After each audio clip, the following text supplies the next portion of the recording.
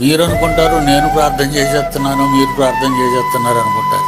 మీకు ప్రార్థన చేయటం రాదు. అందుకే మనస్సులో అనుకోండి. గట్టిగా ఏడవనవసరం లేదు బయటికి. లేకపోతే నేను చక్కగా ప్రార్థన చేయాలి, వాళ్ళు చక్కగా వినాలి అని చెప్పి అస్సలు వెళ్ళదు ఆ ప్రార్థన. చాలా గౌరవప్రదంగా వినయ విధేయతలతో పశ్చాత్తాప హృదయంతో ప్రార్థన చేయాలి. దేవుడితో మాట్లాడమండి.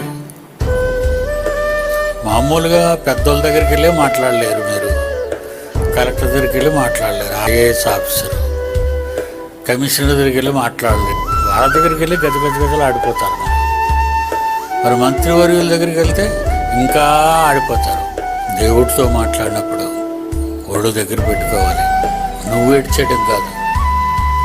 నీ ప్రార్థన కరెక్ట్గా వెళ్తుందో, హృదయపూర్వకంగా వెళ్తుందో లేదో చూడు.